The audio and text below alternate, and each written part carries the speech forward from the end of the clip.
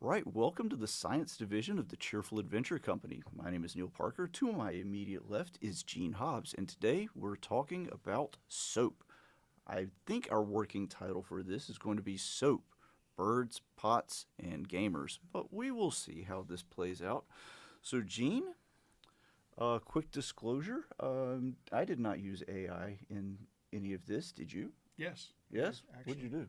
Yeah, I asked it a couple of questions on history Fair. because I wasn't aware of those. I frankly had to go and read the Wikipedia article, and we will include our citations in the comment section. Um, I had to read a couple of Wikipedia articles, and I had to Google a couple of terms because I was like, I don't know what that means, Yeah. frankly. But there we go. That's all right. We'll figure it out.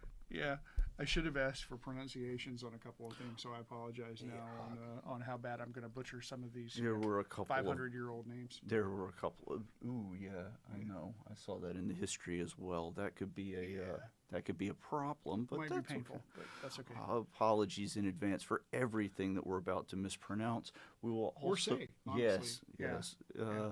that too.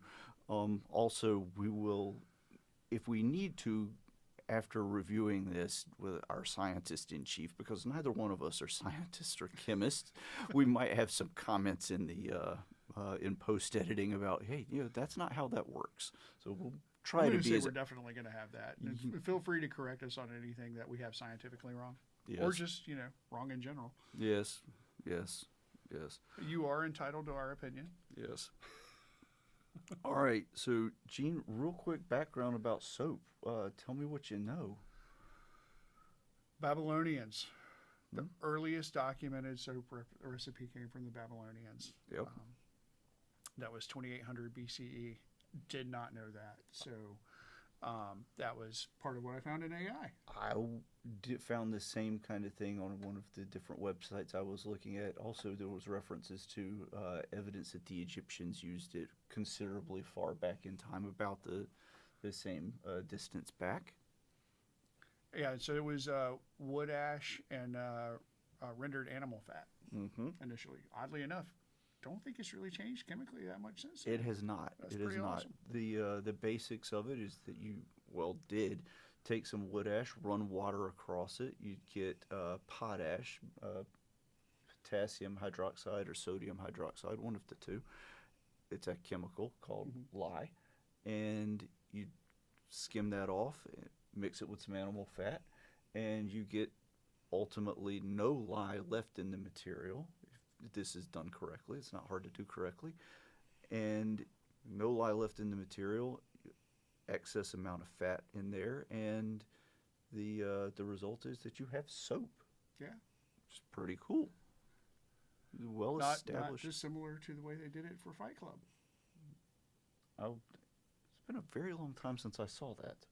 Yeah, you should go back and rewatch that movie. It's a great movie. I need to. Yeah, I remember that being a soap factory in that. hmm Huh. with human fat, which is I frowned did. upon substantially. But I did not remember that being part of the detail. yeah, Don't use human fat for your soap. yeah, That's appalling. yeah.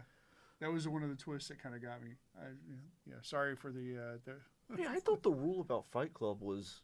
don't talk about Fight Club. Yeah, I remember that be. That's the only thing I remember. Yeah, sorry. I know that there I'll was. stop talking about it now. No, yeah, it's too late.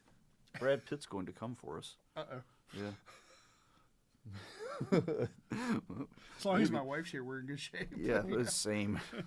Same. My better half would. Well, I don't know. I don't know. I'll have to ask when I get home. No, we'll see. Anyway, the basic chemistry of soap is that you've got a molecule that is at one end attracted to water, and at the other end is not attracted to water. It's actually repels water, and it's attracted to compounds like grease, oil, and stuff like that. So when you put soap on your hands and you rub them together, what you're going to get is two effects going on. The scrubbing, the physical scrubbing, is necessary because that washes away all of the water soluble bits of crud or whatever it is that's on your hand. But then the mechanical action coats the grease-based components that you might have on your hand with the grease-based part of the soap molecule, which then the outside of it is coated with something that's attractive to water. So it encapsulates these little grease particles, and then the outside, water soluble, can wash the stuff away. This is a very, as Gene has pointed out, this is a very, very, very old technology, right? And it's been a very flexible technology through It's the used for years. a whole lot of stuff. I was somewhat horrified to find out just how many uses. We had one of our librarians in here helping us get set up because we're in a space that we've never used before. It's pretty cool too. It's very cool. We will have to take a couple of pictures of this space and put them into post at the very end. But one of the librarians, when we were talking just now, a few minutes ago, made a comment or asked a question about what we were going to talk about, and it was, in terms of things that most folks don't realize are soap, automatic transmission fluid is like 90-something% soap. I tinkered with stuff for years. I very much enjoyed working on different things with my hands, taking apart engines, transmissions of all different types, from small engines to very big ones, and everything in between. Same with transmissions and the like. I've rebuilt automatic transmissions, which is not terribly complicated. It's very fiddly. But when you're changing transmission fluid in a very old vehicle, at least the one that I was doing it with, when you drop the transmission pan down, there was no plug in it. So you just lower the entire transmission pan down very carefully. 16-year-olds are not careful people, Gene. They're not. No, I Huh. was not. Were you? No, and I've got a 15-year-old at home, and he's not real careful either. So Yeah, I get no. it. This is a question for off camera, but what's the most expensive thing that he's broken so far? That is a really, really good question, and I'm not entirely positive, but it was probably one of the computers. Oh, that's expensive. Or can be very quickly. We're in a very expensive room right now, and I'm walking around in here keeping my hands in my pockets. Yeah, exactly. I brought a drink, and it's on the floor. Yeah, mine's over here, and I don't dare open it because there's things here. Yeah. Soap probably won't help. No, I imagine most of this room doesn't react well to water. Yeah. And when the smoke comes out, that's a bad thing. Yes. Yeah. I don't know. I wonder, smoke damage, I guess you could clean that with soap. Yeah. Yeah. Get that off of walls and surfaces that way. Yeah, I'm sure that you can. I don't know how you get out of like air vents and the like. Yeah. I just know that if you let the smoke out of electronics, you can't put the smoke back in. Yeah, the electronic stops. Right. Yeah. When the smoke comes out, everything stops. Yeah, it's done. That's all I can tell you about how that works. Don't apply soap to electronics. Right. Yes. Okay. Yeah. So when you're making soap, one of the goals is to make sure that you don't have any lye left in the soap. So you add more fat or more fat components than is completely necessary to dissolve all of the lye. And that's why homemade soap, you kind of have to use like some online calculators and the like, or do a little bit of math to make sure that you are not leaving lye in there, because lye will dry out your skin very quickly. But if people say, oh, this is lye-free soap, well, the alternative is not technically allowed to be called soap. That's true. And you're using, if it's lye-free, you're using something that was a squeezed-out dinosaur squishings. It's a petroleum product, which, frankly, I think lye sounds better because that came from water and ashes. Yeah. Personally. Yeah. I agree with that. Yeah. And petroleum products can burn. Yes, we're going to talk about that, I believe, in a little bit. Yeah, we will. Yeah. All right, so that's some basic. I'm looking forward to some of these stories. So, first story: automotive detergent or automatic transmission fluid is largely. It's got a little bit of lubricating capabilities, but it's mostly a detergent. When you drop the pan down, you're going to get to taste it, and I assure you, it tastes like soap, and that's not something that you really ever want to repeat. It makes you have to go and wash your mouth out really good. with something other than soap and brush your teeth. Oh, I can only imagine. That just sounds disgusting to me. I was lucky because I would move so slowly that it just came out of the corner and dripped down. And once it started dripping, I just put a pan under it and let it finish dripping before I made more of a mess than I already was. But I don't think that pan had been removed in many, many years, and it was to some degree fused. oh So yeah, getting yeah. it, When they get hot, they fuse well. yeah, the pan and the gasket and the body of the transmission had all become sort of a unified component of the vehicle, and so to get it loose with it, yes, it Yeah. was with a hammer, Yeah. and the little hammer didn't work. So what do you do when a little hammer doesn't work? Get a bigger hammer, and it did come loose. The part that was closest to my face came loose first. So you had all the screws out before you started Yes. tapping on it. Yes. Yeah. Okay. Yeah. That's Like the I said, opposite of what I did. I just kind of loosened up and then started trying to tap. 16-year-olds are not careful.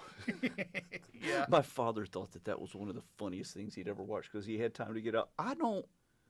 Even more funny than you guys all, including him, getting chased around the yard by fireworks. That's Yes, impressive. yes, that wasn't funny at all. Well, your mom thought it was. My mother thought it was hilarious. I did not. After the fact, she was scared at first.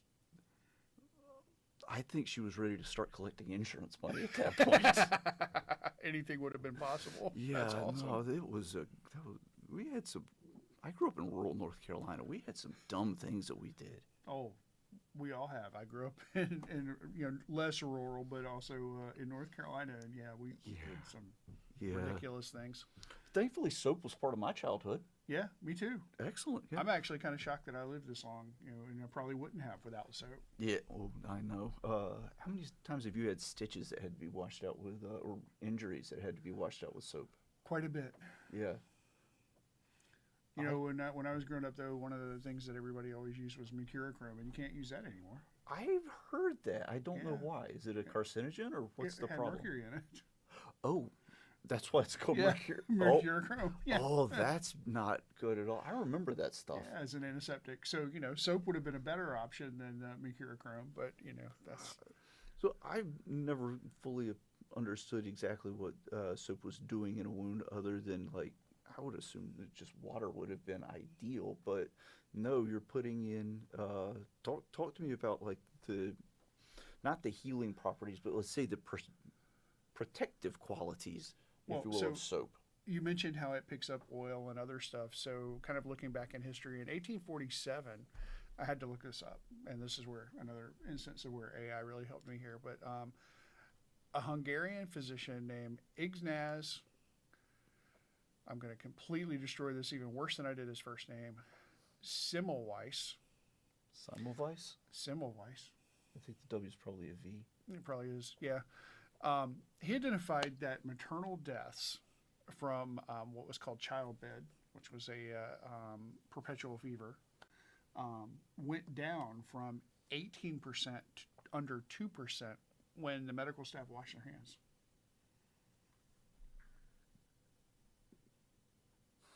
I thought that was remarkable. Like, that's a massive drop in mortality. Give me those numbers again. From what to what? So it went from 18% to under 2%.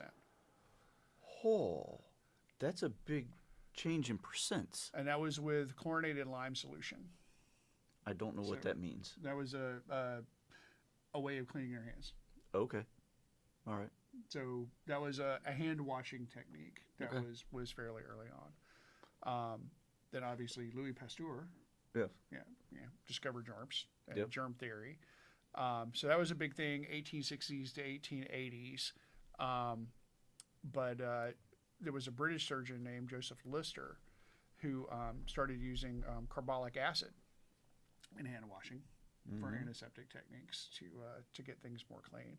And that dramatically reduced post-operative gangrene, which was a very big deal. That was to a get. catastrophic. That's why a lot of people had like American Civil War era.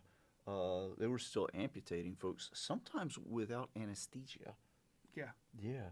Well, I mean, and for gangrene, a lot of times amputation is the solution. Yeah, Now, oddly enough, going back to like my start in medicine and hyperbaric medicine, you can actually slow the acceleration rate of gangrene by adding more oxygen to the body so that it's not growing as fast. Is gangrene anaerobic then? It is. Interesting. Yeah. So, Anaerobic means that it does not. It'll grow in the absence of oxygen. Yeah. Real quick, term for you. Yeah. So it well, that kind of makes sense. And Because you, it's you flesh. actually you track it. So you look at like your arm and you make a mark where the red line is, and then you draw a line a couple inches up from that, and that's you can see the progress over time, and you track gangrene by time, because then when you get to the OR, you need to be able to make sure that you're going high enough so you're not leaving anything behind when you do the amputations. I would have thought that forgive me, that the gangrene spit would be like a distribution curve. So it would be not a discrete, at this line and up is completely clear, and at this line is down is completely infected. I would have thought that it was. Well, that's why you're going a couple inches up, is Oh, to make sure that okay, you're including yeah. all of the curve, because you don't ugh. want to have any of it left So you don't behind. chop it at the line. No. Oh, okay. Yeah, don't go to the line. You go above the line. Oh, sorry. At least that's the folks. way it was done originally when I was seeing a lot of that. Yeah. 30 years ago, that was kind of the rule of thumb, was to Couple inches up. couple inches up. Oh yeah. But it's impressive. I've never seen anything like you can actually watch it grow, and I mean it's scary. Yeah. It's no. never a great outcome from that standpoint, as far as like losing a limb, but it's So impressive. simultaneously discovery of germ theory and soap, and it's important to medicine, and then like we said, anesthesia. All of that was a good thing, resulted in people being rightly so less afraid of doctors. Yeah. Yeah. Well, I mean, and that's nurses actually kind of drove the way on a lot of this. So Florence Nightingale, she did a lot of nursing reforms early on, which is why she's so famous. But one of the things that she did was actually put in laundry and hand washing protocols, and that was the beginning. And so Clean bandages. yeah, Okay. for field Yeah, yeah. hospitals, and that had mortality fall from 42% down to 2%. Just by keeping things clean and by washing hands and going through all that. And so, in every hospital now, there are hand washing protocols, and people go around and watch other people wash hands. One of the so Gene has spent quite a few hours in ORs. Gene, talk us real quick through the scrubbing down process before you get to go in there. Well, it takes some time, but it's not just about removing and exfoliating so that you're not getting anything there. It's really trying to make sure that everything's as clean as possible. And then after that, you're putting on barrier protections, which are there not only to protect the surgeon, but also to protect the patient from any contamination that might possibly be left behind after that. In terms of when we say it takes you a while to get clean enough, just in the scrubbing bit, how long are you doing that? Most people, when they're first starting out, it might take 10, 15 minutes. Surgeons can get dramatically faster with time, but most new people just starting out. Yeah, you're washing it takes under a while. fingernails, and you're starting from one point to the other, and you Little start from brushes dirty to that clean. come out Yeah. of everything. Yeah, and it's different various types of cleaners and germ killers. Yeah, it is not a quick process. No. And no. you don't want it to be. No, you want it to be thorough. Yeah. So, all right, so soap mattered in medicine quite a bit. It also matters in civilized spaces like here, where we are able to sit next to each other and, Yeah. frankly, not offend each other. I know you wouldn't want to sit next to me if I had not used soap this morning. Exactly. That would be a problem. Yes, Yeah. I suspect the reverse is probably true, maybe not.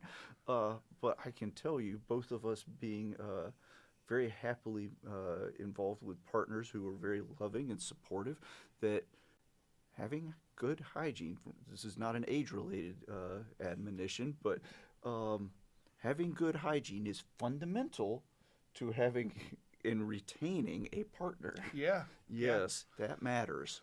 This is not by gender or anything else. This is, hey, it matters. Never a good Use thing soap. when mine comes in and says you need to go take a shower. No, no. Some of my hobbies result in me having to leave parts of my clothing, like in the garage, and scrubbing before I can come inside to actually do anything. Yeah. We added what we affectionately termed, I guess, a dog shower when we were first putting in the back entrance to our house. Mm-hmm.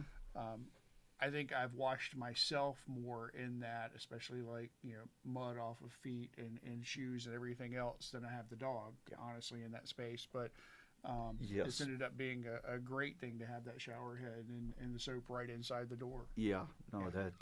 that matters. We've got 4 dogs as well, and yeah, they an unscrubbed dog is just that's rough. Yeah. Yeah. Soap works well on that. Yeah. So oddly enough, it does.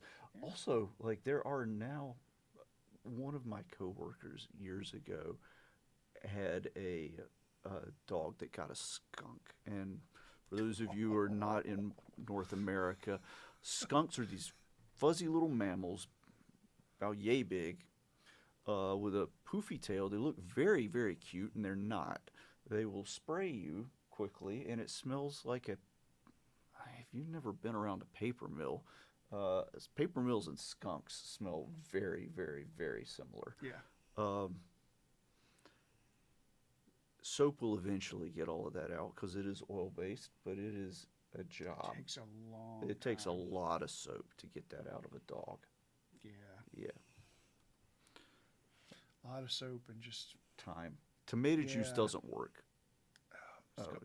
skunks when they're around. And you can smell them when somebody hits one on the side of the road too. Yeah, I feel bad for the skunk, but Yeah. also But it's a very distinctive smell. it is And- appalling. It does not come out quickly or easily, but it gives a good indication of how soap works because it is oil based. And the feedback is instantaneous as to whether it's been removed or not. Yep. Yeah. One of the nice things that I've learned about soap and the feedback of it is the reason that they add additional fat to make sure that they've cleared out all of the lye. There should be no lye left in the soap. Is it's a moisturizing effect. So that's why they a lot of times after the fact will add additional oils, lavender oil or coconut oil or stuff like that, to make it slightly more fragrant or slightly more moisturizing. Useful stuff. Yeah, that makes sense. Yeah. And real quick, just one last chemistry, probably not the last chemistry note. If it says that it is a beauty bar, or a bath bar, or a body wash, does not contain lye. That is true, but it does contain squeezed dinosaurs. Yeah, it is a petroleum product, so just be mindful of that. All right. We What use else you? squeeze dinosaurs in so much. We do. Driving down the road, Dri- flying. Yeah, yeah. I don't know that given those two use cases, or like I said, having tasted transmission fluid, that I necessarily want to have that on my flesh continuously. Yeah, yeah. That's kind of where I was going. It's amazing how applying the petroleum products in different ways can make a big difference. But it's kind of the anti-soap. Usually, I'm using soap to get petroleum products off of me, or Right. like cooking oil. I was doing some dishes the other night. Not last night. Last night was leftover night. Yeah. But was doing dishes after that. Whoever cooks, the other one cleans. Good rule. Good Yeah, division of yeah, labor. we do that. Yeah. Yep. I will say that in our house, I always load and unload the dishwasher because my better half loathes that particular chore. And laundry, I know it needs to be done. I don't like it. Specifically, I don't like the folding. So I would just wad stuff up and leave it in a pile. You're supposed to fold those. I hear that, Huh. but that's a concept I have heard of. But Hmm. yeah, I would much rather do the. And so in our little dishwasher, we use soap. Yeah. Yeah, we use soap everywhere. We try to clean the stuff in our house with soap, especially with dogs in the house. Yeah. Yeah. All right, Gene, you got some more stories for us, soap wise? Well, so we were talking about hand washing and kind of along that line. It seems like there was something that happened around 2020 that had everybody washing their hands. Yeah, I seem to recall there being a what was it called? It was a global. What's the word? was it pandemic? I think it was. I Yeah, think, it was I think bad. that was the word. Yeah. So using soap to clean hands, everybody was getting pushed a lot during that to learn how to clean your hands. Mm-hmm. That was a really big deal. Obviously, in medicine, we had pushed on that, and we have people that go around in the hospital and actually watch people wash their hands. But everything from schools to churches and everything in between, everybody was learning how to wash their hands. And, it's 20 seconds. Timing matters. You have to use that soapy water for 20 seconds. And you have to use the mechanical. Yeah, it's not like Yeah. you put soap on and just let it sit there. Right. You and got run to water. actually You have to scrub. really scrub. But happy birthday song twice. Mm-hmm. Don't sing it because we can't afford it. No, I know it's got royalties attached, but Right, Yeah, yeah. I did not know that until just the other day. Oh no. Yes, no, it does. Well, I'm glad we haven't recorded that there. I know. But 20 seconds, and so there's numerous songs that you can sing to get through that. Staying Alive. You can do the chorus for Staying Alive and get through your 20 seconds. But I hum Jeopardy. nice. Yeah. That's a good one. Yeah, that's 30. But yeah, so time matters with soap. Yeah.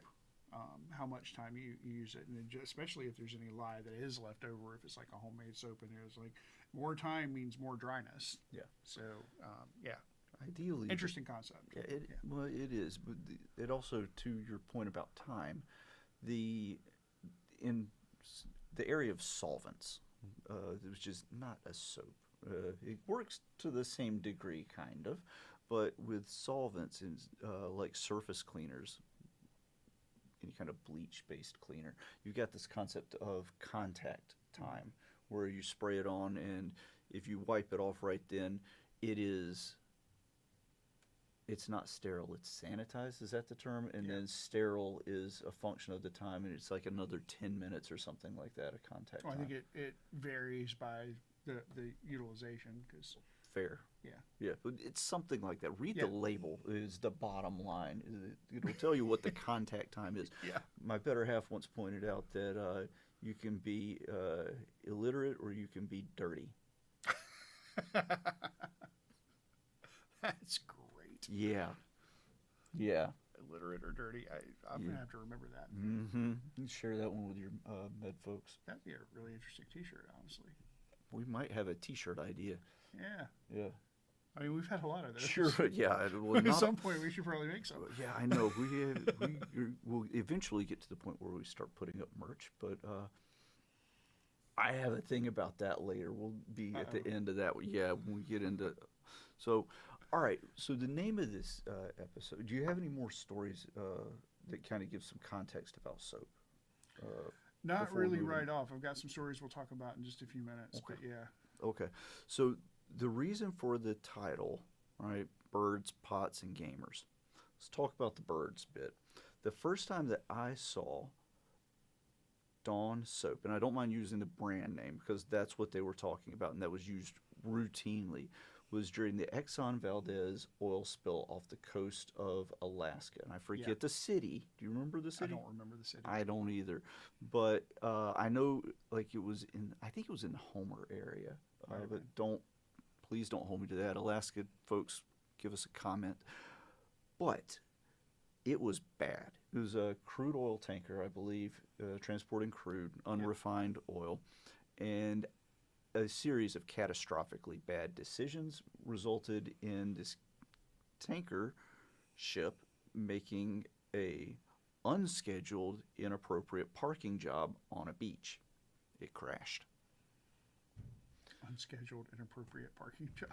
Mhm. I like that explanation. Yes, it was giving an experiment, as one YouTuber says, it was experimenting in being the world's worst submarine. Yeah. But That's a good point. I stole that from someone. Yeah. That's not me. But the I like that. the unscheduled parking job was mine. But when it broke up, it dumped crude oil everywhere, and this was a protected, very, very sensitive environment. And so there's people out there that immediately responded. Like when you're trying to clean up oil, oil floats on top of water, so they put out the little barriers that go around and try to keep it contained, and you start skimming that oil off. But then a lot of it has made contact with the beach already because of the nature of a ship crashing into land. So you have to go and scrub everything. Yep. And what they used to scrub everything from birds to rocks was Dawn soap. I was kind of stunned that that was the best option. It wasn't because it was the most available. There's lots of other soaps out there. Yeah. But that was the one that they said did the best job on that. You got any idea why? I don't actually. I'm not sure either, but I will say that at our house, we have a lot of very nature-friendly soaps. Mm-hmm. They don't have like phosphates or any of that kind of Mm-hmm. stuff.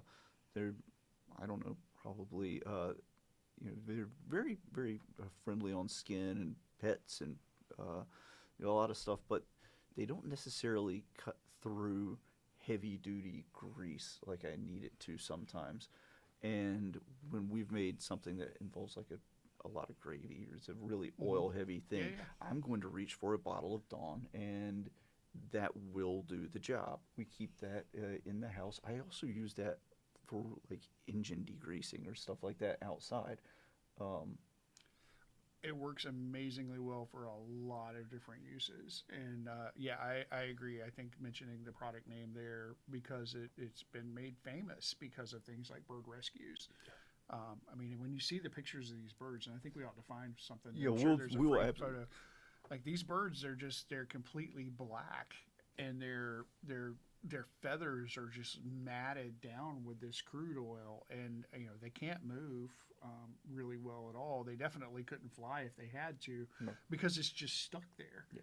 And the oil just They will not adheres to their survive bodies. this. Right? No. They're going to die if they don't get this off. And yeah, I agreed. I knew of Dawn, just as something that was around the house, but not anything that had purposes outside of that until probably Exxon Valdez, actually. Yeah. And that, the fact that you see those containers sitting everywhere and the people in the big rubber suits just like scrubbing down birds and rocks. Yeah, Like, we're it's literally scrubbing rocks. with this amazing stuff. to me. Yeah. thought And that it did was such an incredible job. But it just, it puts those little lipid monolayers around the oil, and it makes it easy to suck up and just get removed and Yeah. taken out. Yeah. Well, I say easy. It makes it easier. It's not Yeah. easy even with the proper soap, but No.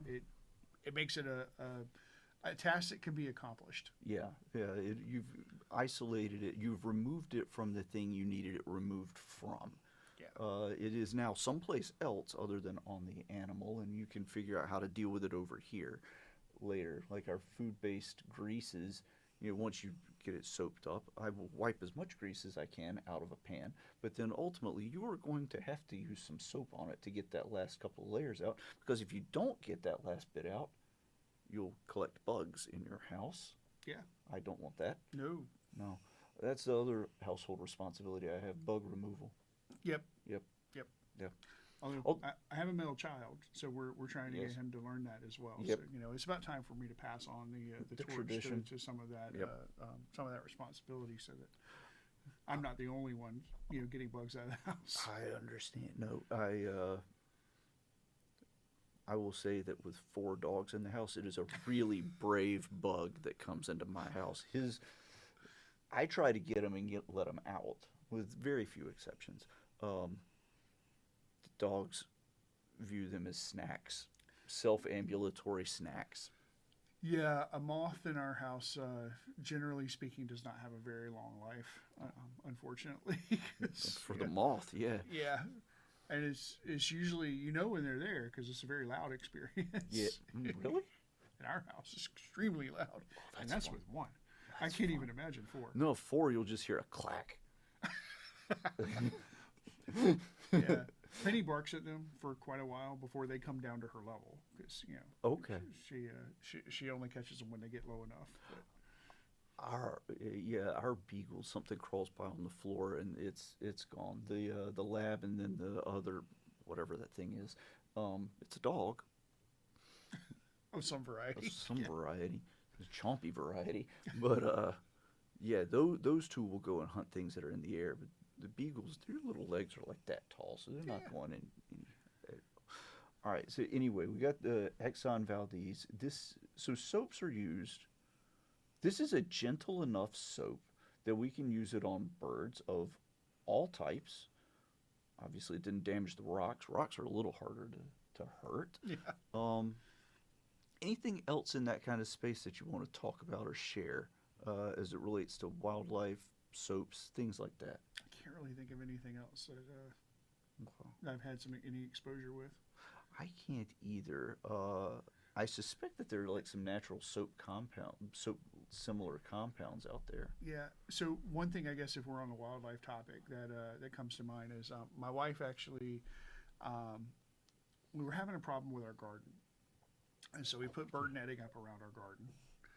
And the bird netting was okay until deer started coming around, and they just pushed right through the bird netting, and and proceeded to eat everything in our garden. What specific plants were they targeting, if I may ask? I don't remember everything that we had in there, but we had like some squash, we had some tomatoes, just random various. They were going We after had beans, everything. like we had everything in there, and the deer just came in, and I don't know if it was when they took the bird netting down and let everything in, and everything was gone, but it did not take long for our garden to get Eaten. significant injuries to a lot of different plants.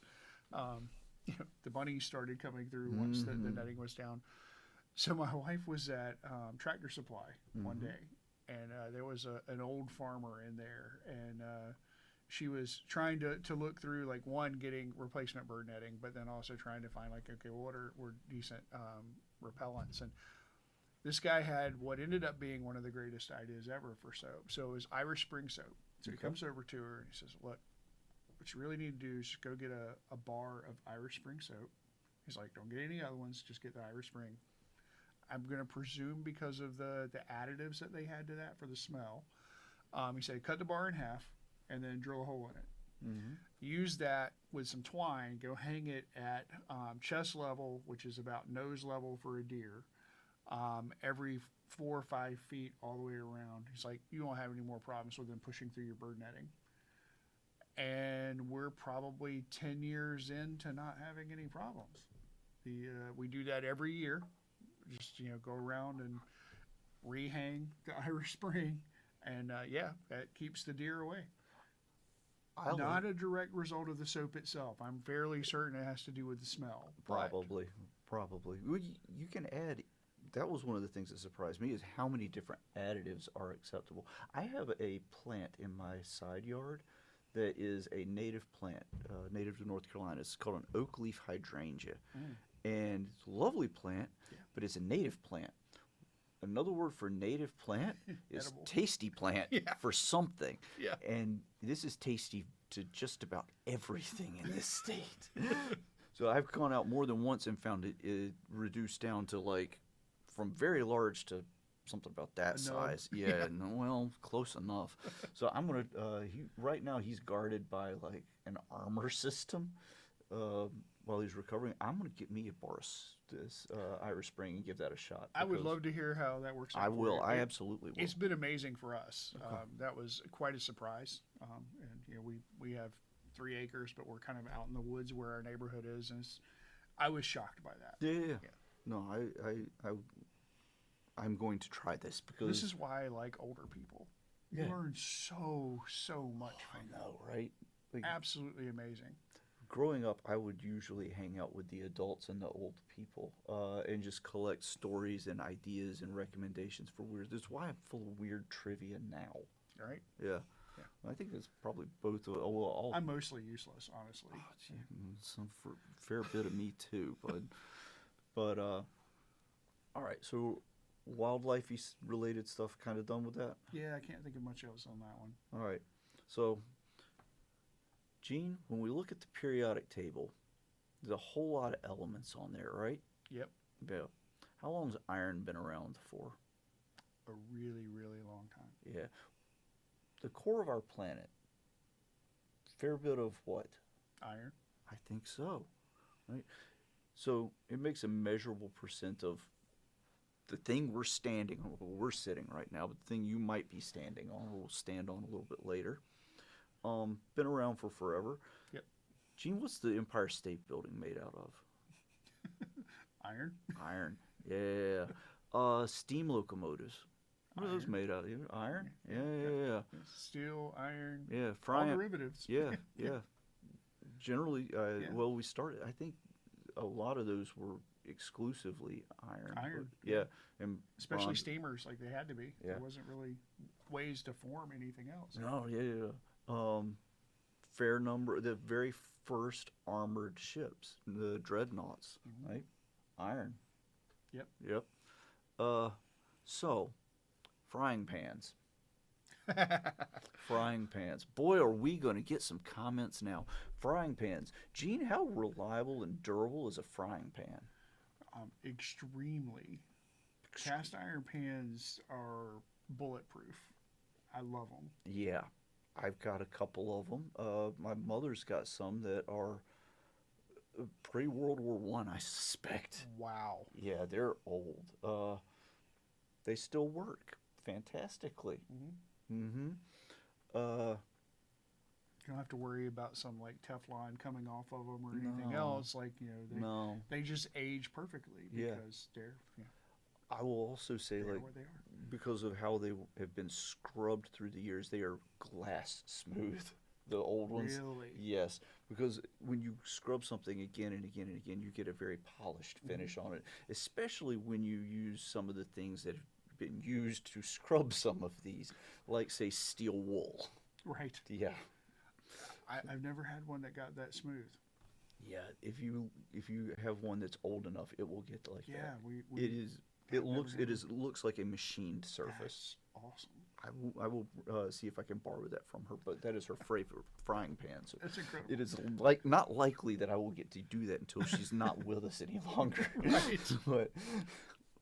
but the thing is, there's a tremendous amount of people on the internet who have very strong opinions, and we believe everyone is entitled to our opinion.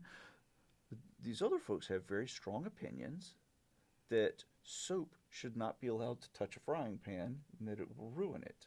Mhm. Ever interacted with anybody that said that or believed that? Yeah, the fact that they'll rust more easily, that they lose their seasoning so that they acquire the taste of the soap, are the two arguments that I hear most. I will not dispute that a frying pan can take up the flavor of the oils in it. I have to do a serious deep cleaning when I deep fry fish in a frying pan, because when I do an awful lot of fish and I fry it, especially in like any kind of vegetable oil or peanut oil or something that, it's fairly hot oil going in, and you do enough of it in one batch, that oil comes out smelling like fish. Yeah. And that frying pan, even after you clean it, it still smells a little bit like fish. Yeah, So, those fish oils will stay around forever. yes. Yes, Gene, they will. Yeah, they're pretty nasty. Please don't watch this and make fish in the at your office. That's never a good thing. No, don't do I that. can't think of much that's worse in an office environment than somebody making fish for lunch in the microwave. That's never worked out well. I will say I personally don't mind it, but I would not do it. Yeah. Yeah. I like fish, but also a lot of people don't, and a lot of people don't want to smell leftover fish. Yeah, it's just the smell of it that hangs around forever too. Yeah. Yeah. So anyway, with frying pans, there is quite a lot of folks that say you should not wash them with soap. I wash mine with soap. What do you use? Is this officially or unofficially? Whatever you want to I share. mean, so, I'm sorry, Becky, if you're listening to this. I do occasionally put some soap on it because there will just be stuff that's not going to come out otherwise. I don't leave it there. I tend to wash everything. I'll scrub it down if I can get away without having to use soap. I will, but if I need to use soap, I'll use the soap, and then immediately I dry the thing out. I get it hot on the stove again, and then spray it down with some other oil to keep it from rusting. Yeah. And that's what I do. That's more or less what I will say that I do scrub mine. I will frequently use a couple of drops of Dawn or something similar, especially, like I said, if I've been doing fish or something like that. And I actually, a couple of times a year, strip most of the seasoning off of mine intentionally and hit it with some steel wool that has oil in it. Mm-hmm. And I'm working towards getting that glass finish as best I can. It's going to take a very long time to do. Cast iron takes a while to do that too, but it will eventually be there. The two big ones, one is like gigantic. It's Wow. like it's a big pan. It's like 16 or That's 16 a huge inches. job. Well, I will say that it retains that 16 or so inch pan is 2.5 inches deep, and it retains a massive amount of heat. So when I get the oil for frying fish or frying chicken legs or whatever hot, I turn that heat down quite a bit because it is acting as a gigantic heat sink. But that is a cleaning job to get all of that oil, because I drain the oil off. I keep that. Fish oil is used for fish. Yeah. Chicken oil is used for chicken. I don't want to mix those two. Don't mix those two. Yeah. And I think you bring up an interesting point there, though, because you say you use just a couple of drops. That's kind of how I do. I'll just use like maybe one drop on top of that one thing that I can't, for whatever reason, seem to scrub off, and so it's just not like I'm pouring a whole lot of the soap on there and trying to actually de-season it, because that's a different process as far as I have always been concerned. But Re-seasoning it, though, is not that big of a deal. Like you said, you heat yours up. So when I get done with mine, I throw it in the oven, run the oven up to about 400 degrees. It's dried out fairly quickly, but then I pull it out real quick. I coat it with grapeseed oil. It's a very high temperature oil. I don't know that it's the highest temperature oil, but it will go quite hot. Rub it down with that, throw it back in, and it comes out non-stick. Yeah. Pretty much every time. yeah, I just use a little bit of olive oil. Yeah, Yeah. that's fine. The thing is, just don't put it away not having had some kind of treatment to it. Right. But I don't know, mine is not getting more. It's not losing its non-stick properties. I could probably skip doing that a time or two and it not be that big a deal. But I'm going to get absolutely butchered by the comment section for saying I use soap just a little bit just about every time. And I know people say, hey, use a massive amount of salt and dry scrub it. I don't want to do that. Yeah, sometimes that just ends up being a challenge. I've done it. Although I have to say another brand name here, but Lava Soap, Yeah. like the particulates in there is like sandpaper, and it really, really does an interesting job on my hands. So I get how the salt as a grit, can really do a lot there without having to use a soap. But I've never tasted the problem after I've used just a couple of drops on that one or two little spots that I couldn't scrub. I don't have that good of a sense of taste, frankly. Yeah. Especially when like I said, I'm using a gallon and change of oil. Well, not that much, but more than a bottle of oil for a lot of this stuff. And we were talking about Lava Soap the other day in preparation for this. Our part of North Carolina has a lot of pine trees. I mean, a lot of pine trees. Yep. Pine trees produce pine rosin, which eventually was used to make pine tar. That's why we have tar heels here in the state of North Carolina. People would, I don't know how you make it, but people would melt trees down back in the day and ship the melted tree over to England to be used as whatever you use a melted tree for. Tar was useful to the British Navy. Yeah. Help seal up all the joints. Yeah. I'm not going to make melted trees, but the rosin that we would get out, resin, rosin, whatever, however you pronounce it, is very sticky. And for little boys climbing trees and doing all sorts of stuff, we would come back to the house, coated. Like, you'd go up to hug your mother or your grandmother, and you would stick to them. Yeah. Right? Yeah. Yeah, that stuff is impossible. No, it's impossible to remove. And then it gets in your clothes, and it's almost impossible to get out of there, too. No, it absolutely is. So that was my introduction to lava soap, is being told hold still while a family member uses this soap that is made of crushed lava rocks. It is highly abrasive to scrub off this sticky pine rosin. This is why we were talking about mechanical action a little while ago. You're scraping it off. You're exfoliating very aggressively. Right. Yeah. And then all of this oil-based stuff is washing away. It's not fun, Internet. It was not a fun experience out of my childhood, but it was a daily routine of deep pine tarring us growing up. Yeah. Working on engines. Not only did my dad work on engines all day, but for a little while there, we actually rebuilt a Mustang engine in our living room. The arrangement with my mom was that he would get her new carpet in the living room if she would just let us use the old carpet and go ahead and rebuild an engine. So we did an old 289, and the transmission, actually we did both there in the living room. Yeah.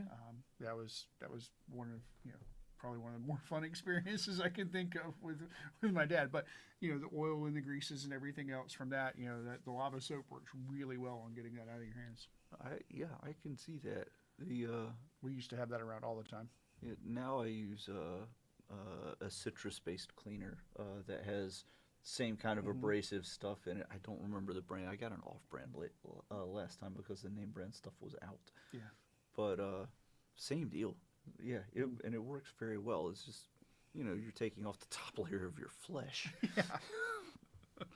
So, all right, so there's a fair bit of controversy around frying pans for some odd reason. Personally, I don't have any care one way or the other. I will say that if I'm going camping, I will only use salt because I don't want to carry soap in addition to all of my other stuff. Or the soap that I'm going to take is reserved for other purposes other than dishwashing. Right. So, for that, salt and the biodegradable paper towel is something I can just bury, and it's not a big deal. It's going to be gone in like a week. Yep. But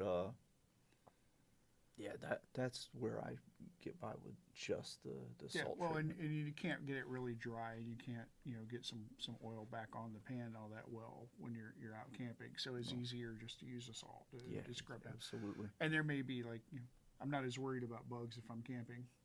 They're there anyway. Yeah, so. They're part of the experience, and you're probably going to eat one or two by accident. Yeah, it's just going to happen. Right. You're not getting away from that. Yeah, I same way. Not that I've been camping anytime recently, honestly, but that's it's been a while. It's same. We keep talking about a trip, but we need to do that. We've got our schedules are weird, and the best time to do it is like kind of now. But right now, if I were to take a week off, there'd be a lot of people that get really upset with me. Ooh, yeah, there would be. Yeah, that would not go well. Welcome to a new semester. Yeah, I know. Yeah, Professor Parker is not available. No, he's headed down east. No. Yeah, that'd be messy. That's awkward. That'd be really well. Same boat, Professor Hobbs. We would both be in HR. Well, mine's online though. I might just not respond to email for a couple of days, and that would probably be okay. Yeah. Well, yeah. I did teach an online class from Ecuador. Oh, It worked nice. fantastically. Nice. Yes, yeah. Yeah. Local But you've sim. got in-person classes this semester. Yeah, no, so. that wouldn't work at Yeah, I all. do not. Yeah, come with me, guys. Yeah. All right. So that's one of the best reason I mentioned camping is the best part of going camping is the shower when you get home. Yeah. Because In the bed. yeah, oh man, yes. Yeah. We would used to camp down at the beach for like a week and change at the time, and there off the coast of North Carolina, there's a couple of islands that you can only get to by private ferry. Hmm. And you take a four-wheel drive vehicle and a tent, and we'd camp out and spend a week, 2 weeks fishing. And by the time you've been out there a week, 10 days, when you can smell yourself, you need soap. Bad. Bad. Yeah. Driving home, you got the windows down. Yeah. Mm-hmm. Yeah. It Yeah. happens. I know. Don't get me wrong. I love the outdoors and I love doing stuff like that. And I also love getting cleaned up. I don't like cleaning all of the gear. Mm. That's a necessary but unfun experience. I usually use Dawn for that. Oh, interesting. Yeah. Because it, generally speaking, it washes away residue clean, and it means I only have to scrub it once. So I've used it for dive gear. It's pretty good at getting same thing, kind of residue free. It's been good at cleaning off dry suits and works really well for that. So you do have an interesting soap that you used in diving once. Hmm. That was Dawn as well. What's the treatment for? I'm thinking of one of the stories you shared with, where you got something on you while you were diving.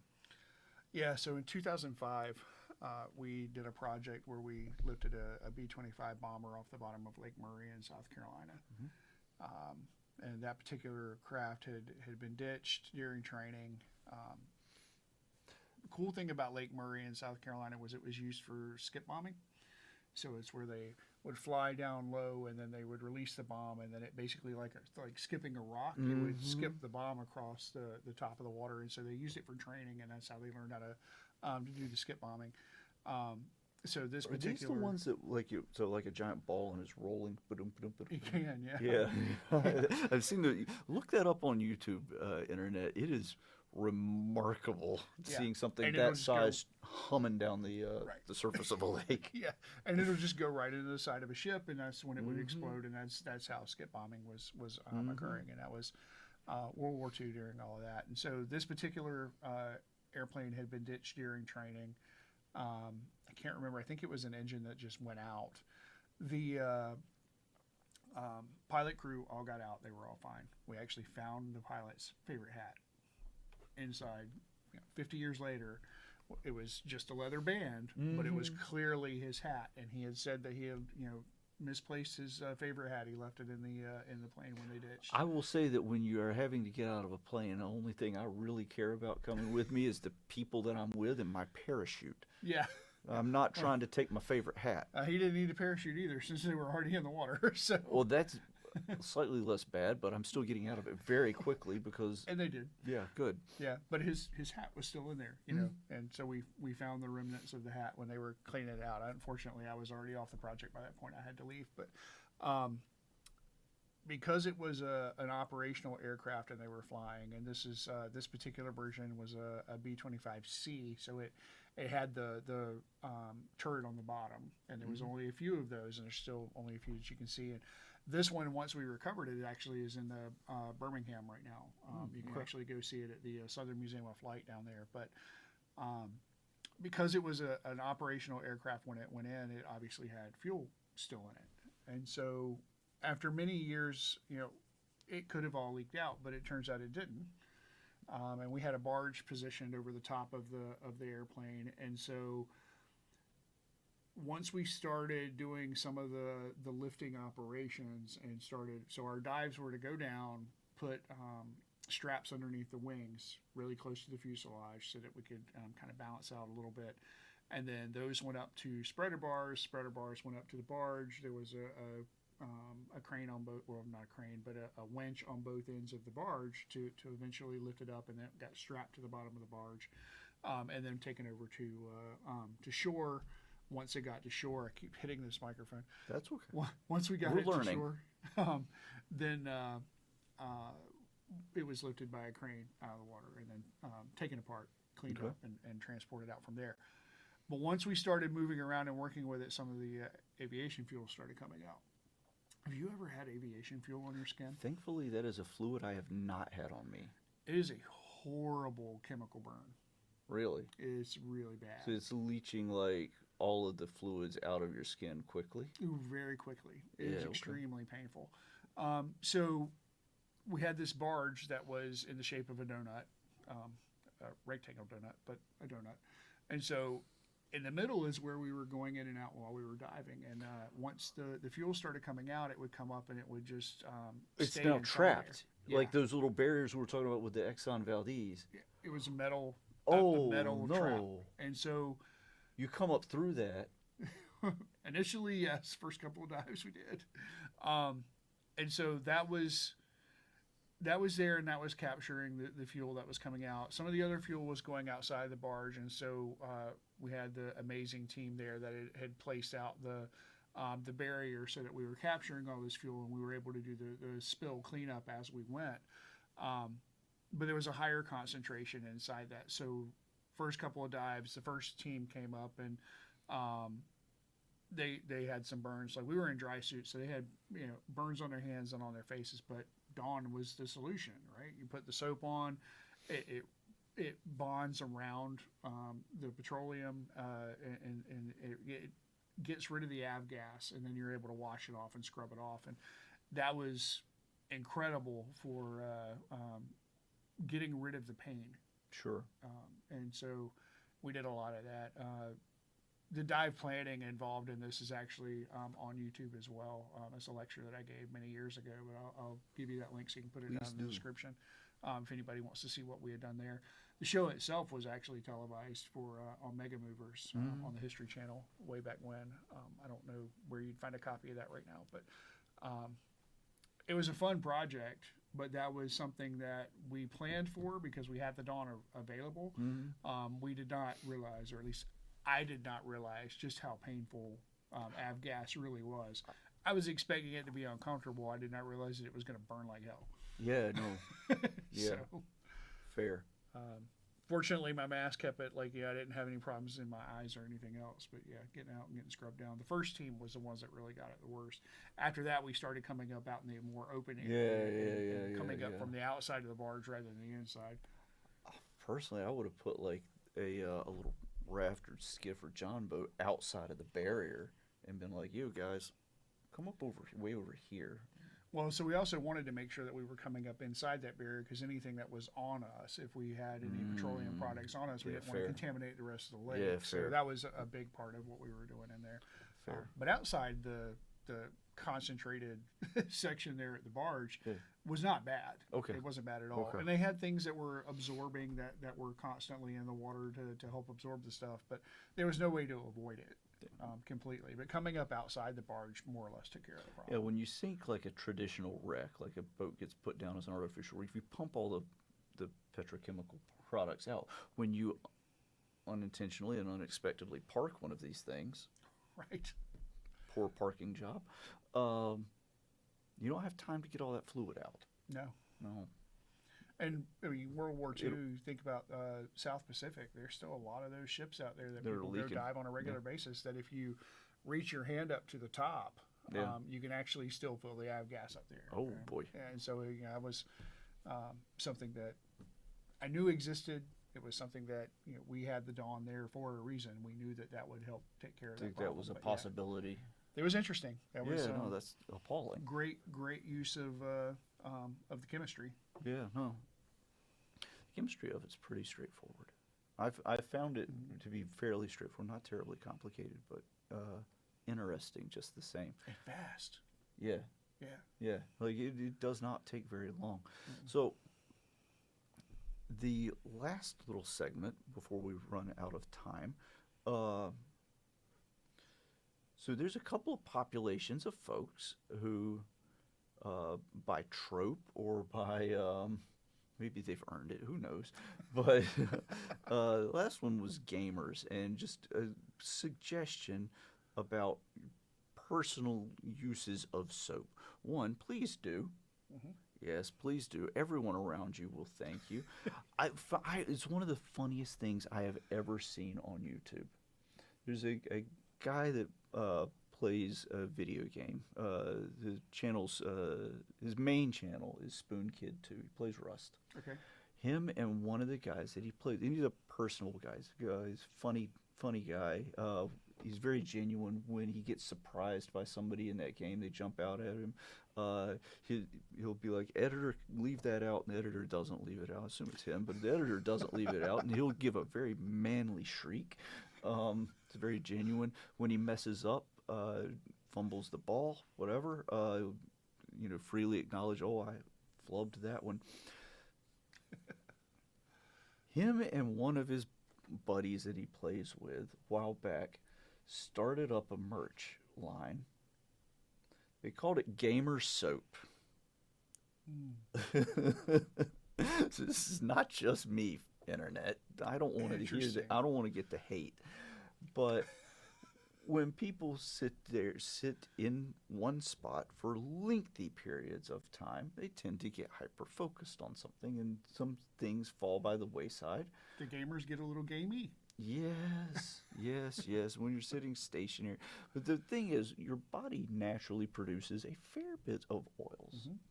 And detritus from skin coming off, and skin dust mites and skin mites and all sorts of things. And that's why, regardless of your activity level, you will eventually start to stink. And soap is vital for getting rid of that.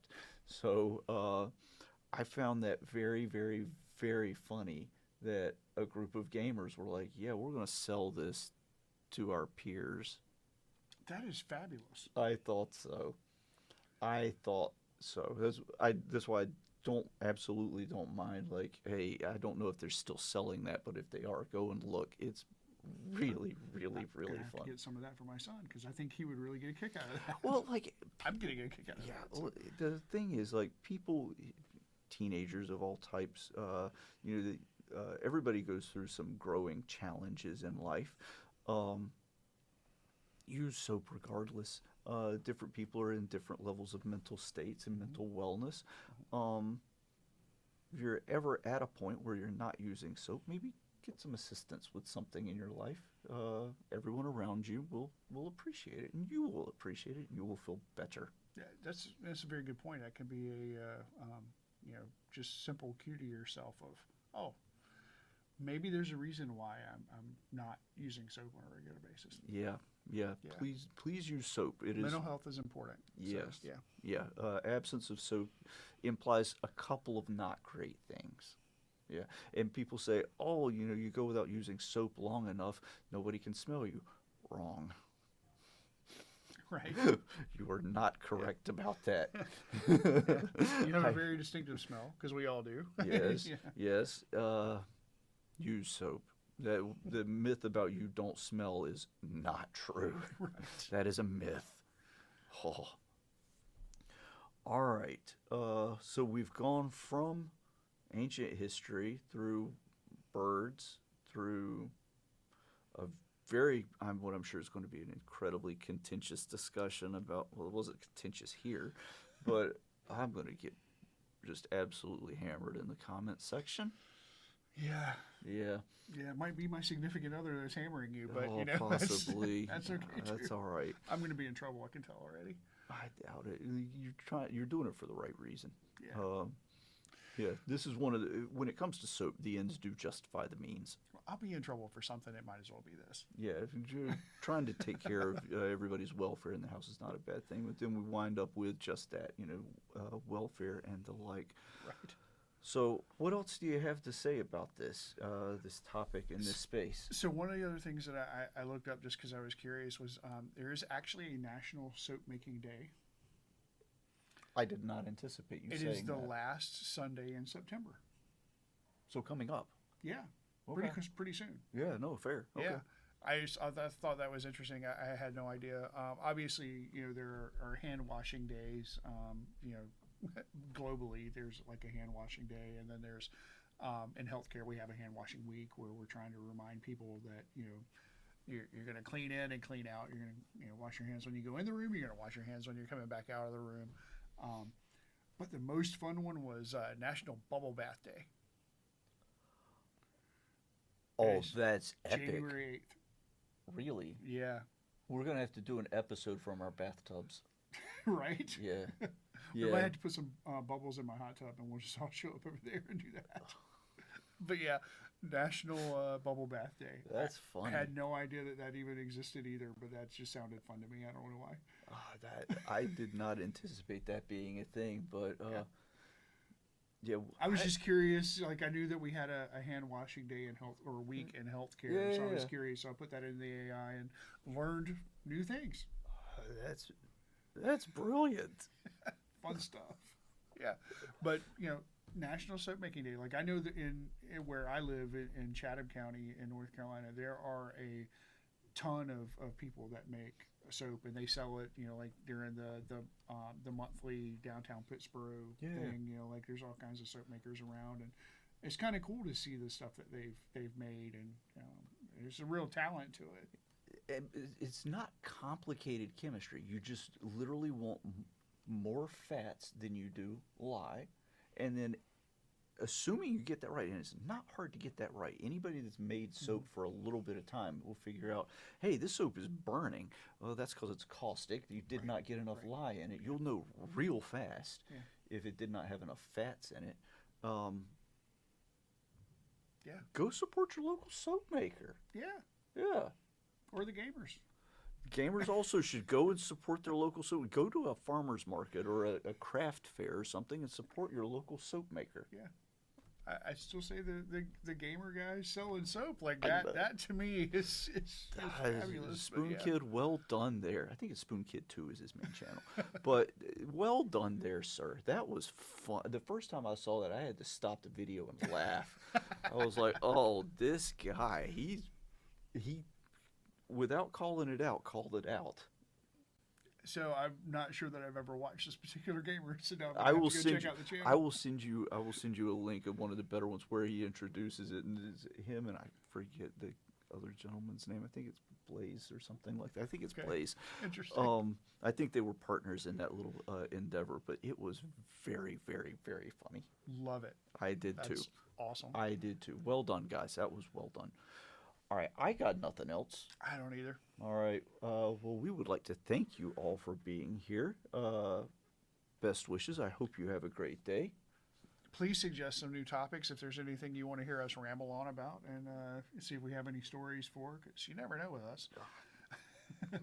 No kidding. Yeah, we have opinions about everything. It's just what do you guys want to hear opinions about? Exactly. Please comment below. We'd appreciate it. Yeah. All right, everybody have a lovely day. We're going to get out of here. Thanks. Bye. Bye.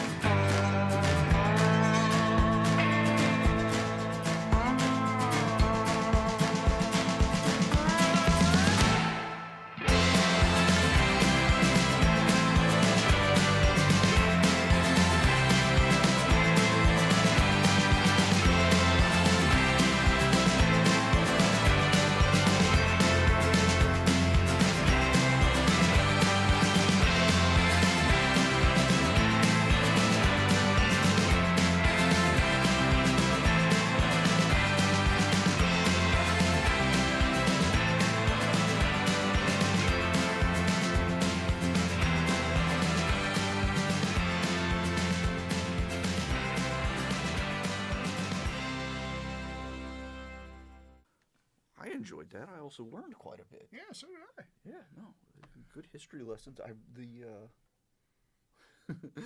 The avgas had to be a shock for the first person that went up through that. So we I didn't mean, really see it. did when you guys are coming up, like as you break the surface, you keep your mask on though. Yep. Yes. Okay. So did that first guy or gal that comes up, did they know? Hey, Oh, you I could feel better. it well before that. It was primarily on the neck, if I remember correctly, for the two guys that came up because it was two-man teams. The first team that came up was primarily on their neck, and then we actually thought that we had soaked up a lot of it.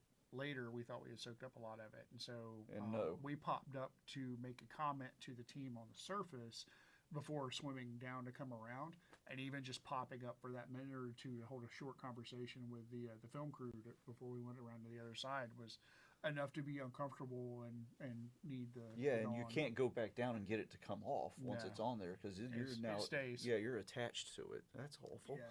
Yeah, it was pretty bad.